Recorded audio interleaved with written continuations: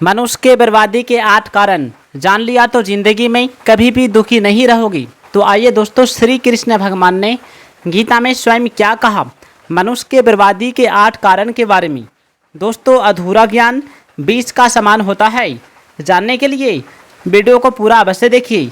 भगवान श्री कृष्ण कहते हैं कि जो भी व्यक्ति निंदा, स्तुति, आदर, अनादर, धन, निर्धनता, यश, अपयश, लाभ, हानि, जन्म, मरण, रोग, निरोग आदि सभी परिस्थितियां कर्मों के अधीन होता है।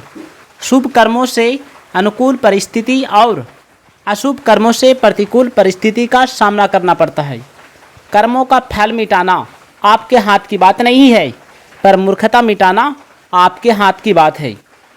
मूर्खता हम मिटा सकते हैं जो हमारे हाथ की बात है। परिस्थिति को हम बदलने की कोशिश करते हैं जो हमारे हाथ में नहीं है।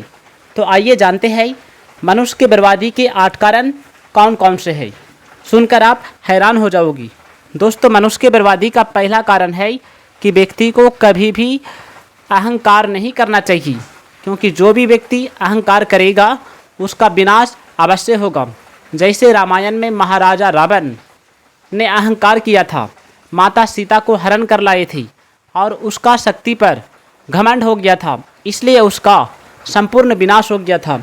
लंका, सोने की लंका जलकर राख हो गया था, कोई नहीं बचा। तो आइए जानते हैं अब अगला कारण क्या है मनुष्य के बर्बादी का।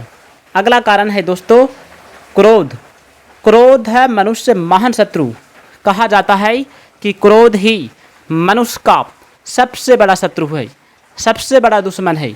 अतः हमें क्रोध के आवेश से बचना चाहिए। यदि कोई भी व्यक्ति क्रोध के आवेश में आ जाता है तो वह व्यक्ति अपने से बड़ों को इज्जत नहीं करता है, अपने से बड़ों की इज्जत नहीं करता है। और वह व्यक्ति यानी कि उसके सामने में यदि उसके माता पिता भी आ जाए तो वह व्यक्ति अपने माता पिता से अपशब्द कहने लगता है, यहाँ तक कि उसे गाली का प्रयोग करने लगता है। कभी कभी तो उनका हत्या कर देते हैं। और दोस्तों, कभी कभी ऐसा होता है कि वह व्यक्ति क्रोध का आवेश में आकर अपने गुरु का भी हत्या कर देते हैं, गुरु का अपमान कर देते हैं। अतः दोस्तों, हमें ऐसा कभी नहीं करना चाहिए, क्रोध के आवेश से बचना चाहिए। अब कोई लोग कहते हैं क्रोध से कैसे बचा जा सकता है, क्या क्रोध को भी रोका जा सकता है? तो जी हाँ, क्रोध को भी हम लोग रोक सकते हैं। क्रोध को रोकने के लिए हमें भगवान का ध्यान करना होगा, कुछ देर तक हमें मौन धारण करके रहना होगा, और समय समय पर हमें कोई महापुरुष का किताब मिले तो अवश्य पढ़ना होगा।